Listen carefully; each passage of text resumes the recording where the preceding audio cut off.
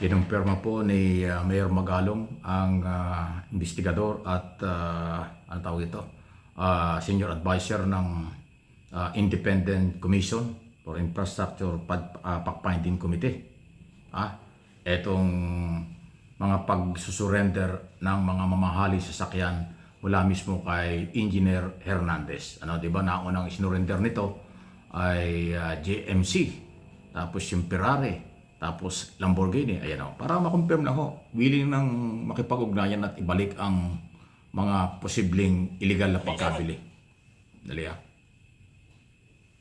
Pero Magalong. Meron, darating yan. Darating daw. Ano dito sir, nabanggit ko alin sa Lamborghini. Lamborghini. Darating yan. Kala ko sir, wala daw susi. Sir, camera Hindi, lang sir. yung pa yun, hindi, nandyan na rin yung Ferrari, pero kailangan dadalhin yung experto kasi hindi ma-charge, hindi ma-start. Pero Lamborghini lang confirm. Oo, yung Lamborghini niya. Today sir, nag-commit na sila. Yeah, alam ko ngayong araw na to, sandali check ko. Sir, will he be returning all of these vehicles? Sir? Yes, mapapalik ko. Lahat. Ilan yun? So, anong gagawin doon sa mga isusurrender na factory? Ay, syempre, i-take custody muna ng ICI, and then eventually may proper disposition naman yun.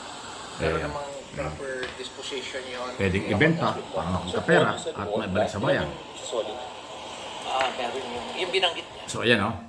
Alam niyo, medyo pilit lang ho yung pagsagot ni Mayor Magalong kasi nagkasundo na pala yung ICI na maglagay ng opisyal na tagapagsalita o spokesperson para maglalagay ng isang director bilang spokesperson. Kasi si Magalong kasi busy yan eh. Siya po yung napupunta sa mga field at sa kung saan lugar para makita yung mga pumalpak na project. Dahil siya yung nag-iimbestiga mismo tapos i-report niya sa ICI na as chairman dyan ay si Justice Reyes, former Secretary Singson at saka Reyes Singson, at saka ho si Pahardo, yung taga SGB. Okay. So, para nga sa inyong kaalaman, lahat po ng mga property, halimbawa kotse na kinukumpiska ng gobyerno o sinusurrender sa gobyerno, yan po ay, huwag tayong mag-alala dyan. Baka ang pinakamaganda siguro dyan, ibenta para yung magbebentahan ay maibalik sa National Treasury. Kasi kung sisirain lang, sayang.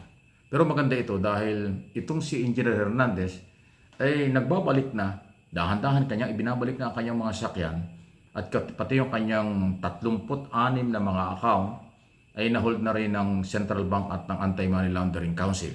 Yung iba hindi pa eh. Ngayon ang tanong at ating inaabangan. Meron kayang magsusurrender ng chopper at saka private jet? Kasi yung po ibang malalaking tao na involved dito, may mga private jet at saka chopper eh. May mga yate pa. Ganon kayayaman sila. Ganon silang nagpayaman. May yate, may private jet at saka merong mga chopper. Sana ibalik din nila para pag naibalik, pwede rin ibenta. Although mahirap ibenta yung private jet kasi mahal yan eh. $1,000,000 ang pinag-uusapan dyan. Pati yung chopper, $1,000,000 din po yan. Ay yung yate, kung meron man, alam ko may mga yate rin sila. Ganong katitindi. Sobrang luho nila. Pupunta sila sa abroad, naka-private jet. Pupunta sa mga probinsya kung saan-saan dito sa Pilipinas, naka-private jet at saka chopper. Tapos pag magre-relax, nakayate pa sila. Tapos ngayon inabubulgar na sila ay posible o talagang merong kinalaman sa graft and corruption. Grabe ang luho sa buhay. Sana gayahin, sana tularan itong mga lahat ng akusado, lahat ng inaakusahan, lahat ng under investigation na mag-surrender kayo ng asset at inyong mga property. Hindi lang kotse, pati mga bahay nyo, isurrender nyo. Yung mga rest house na inyong pinagawa na posibleng galing sa pera ng bayan, dapat ma-recover lahat yan. Yan ay may tuturing na illegal na kayamanan o ill-gotten wealth kapag kayo sangkot dito sa controversial na graft and corruption. Tindi, ano? Sipin mo yung mga sports car na yan. Kadalasan nakikita mo lang yan sa Amerika, Canada, sa mayamang mga bansa.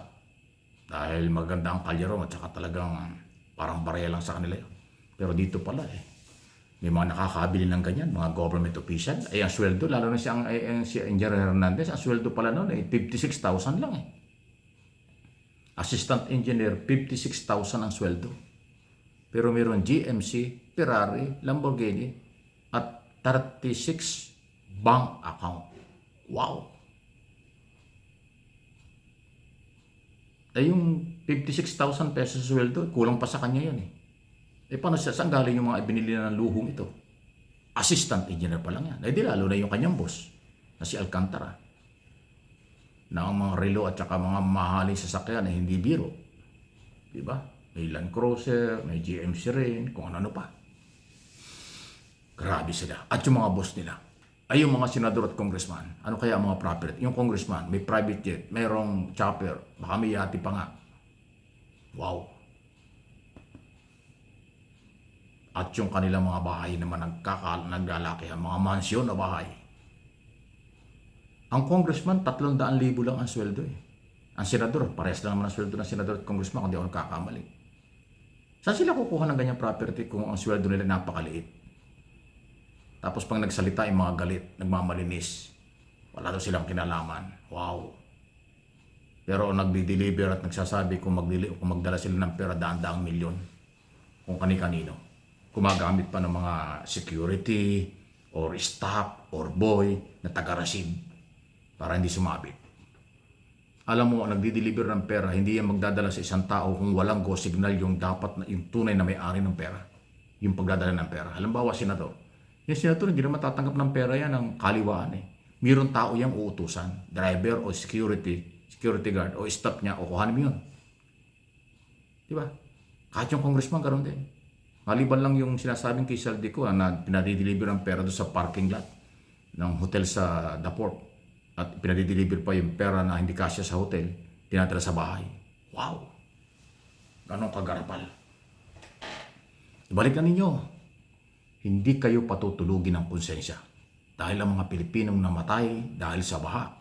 Nasira ang bahay, nasira ang mga ararian at appliances, nasira ang mga sakahan.